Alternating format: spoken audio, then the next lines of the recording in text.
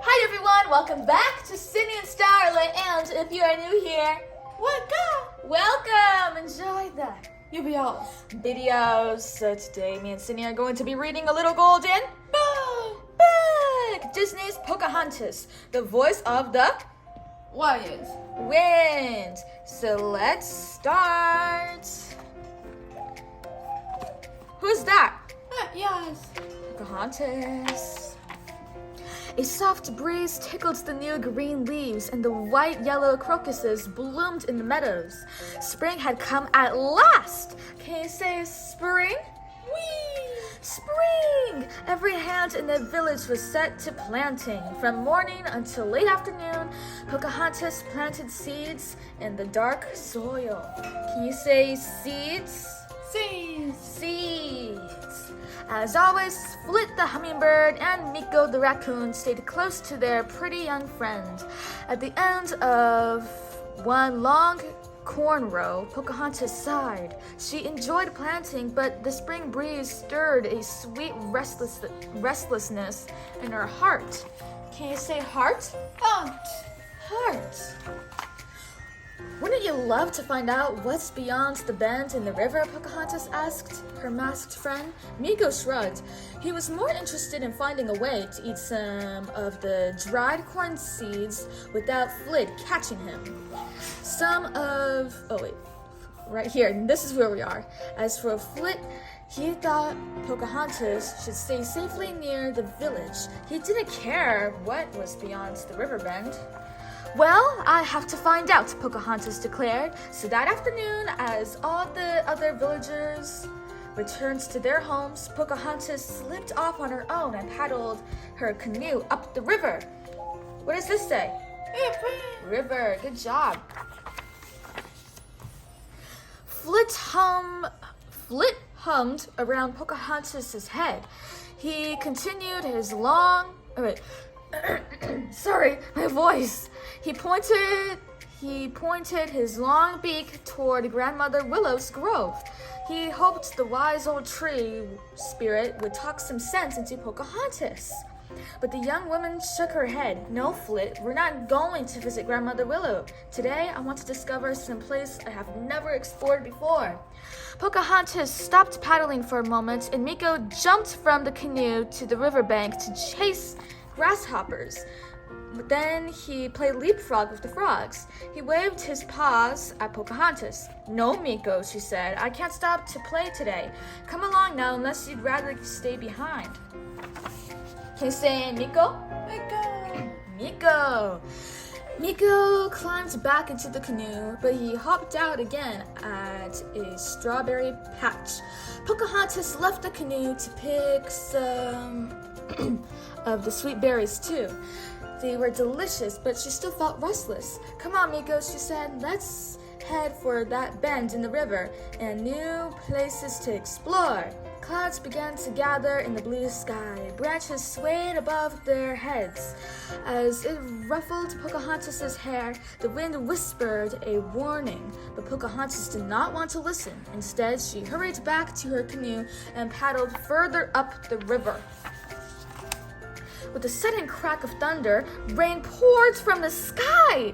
Oh, not another spring shower, Pocahontas exclaimed. Then she noticed a cave on the riverbank. We can take shelter there until the rain stops, Pocahontas said to her friends as she paddled to shore. Flit flew anxiously around the mouth of the cave. He did not want to go inside. Pocahontas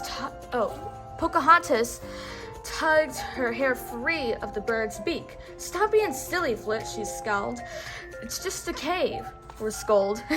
It's just a cave. Miko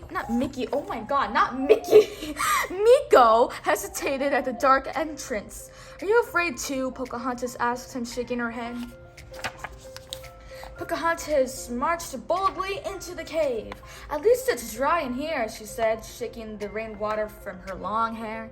We can build a fire, she added, gathering some sticks. Just then, a low growl rumbled from the back of the cave. Miko hid behind Pocahontas. Flit flew up the ceiling. Pocahontas stood still, listening. Goosebumps tickled her damp arms. What is that? She whispered. a huge black bear stepped out of the shadows. It was waking late from its winter nap, and it wasn't at all happy to be disturbed. Flit flew around the bear's head, hoping to distract it so Pocahontas could run away, but the beast just growled at the tiny bird. Miko offered the bear some strawberries. He thought the sweet berries could keep the bear busy while Pocahontas tiptoed out of the cave, but the berries were gone in seconds, and the bear was still mad. Can you say mad? Mad. What sound does the bear make? Whoa. Roar and deep growls. Pocahontas's mind raced. What can I do? She wondered. She thought of her friends and of the wise old Grandmother Willow, and that gave her an idea. Wasn't Grandmother Willow always telling her to listen to the wind? So Pocahontas listened. At first, all she heard was the whoosh of the storm, but soon she heard the wind's own wild song. She started to sing. Sing? Along. Yacht. That says along. Yacht. Along.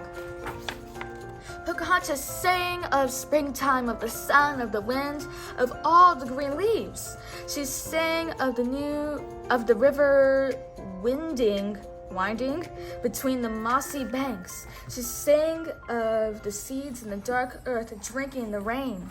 Flit hummed along and Miko drummed on some stones. The bear stopped and listened. Soon, he lowered his paws and sank to the floor. His sleepy head dropped onto his furry chest. Before long, the big bear was fast asleep. Pocahontas put a finger to her lips. Miko and Flit understood her at once. They followed her silently out of the cave. It stopped raining, Pocahontas said. Once they were outside, the last rays of the setting sun glimmered on the river. Raindrops sparkled on the new leaves. The spring peepers sang their froggy song, and the birds and the crickets chimed in. How could I have felt so restless with all of this around me? Pocahontas asked her friends. Then she laughed. I didn't need to find a faraway place to explore. I just needed to open my eyes a bit wider and to stop and listen to the music of the wind. Then Pocahontas and Miko climbed onto the canoe, and with Flit leading the way, they set out happily for home. The end. So that's it for today, everyone. We really hope you all enjoyed it, and we will see you all next time. Bye. Bye. Pick out your favorite page.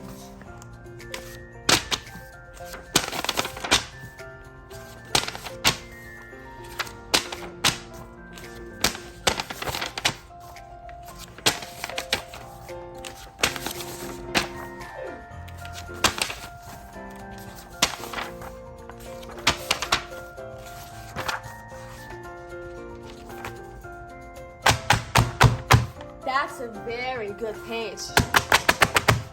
Who's your favorite character? All right, you like saying it right after I say bye-bye. Bye-bye. Bye. Miko. Wake up. Miko. Bye-bye. Wake up. Miko.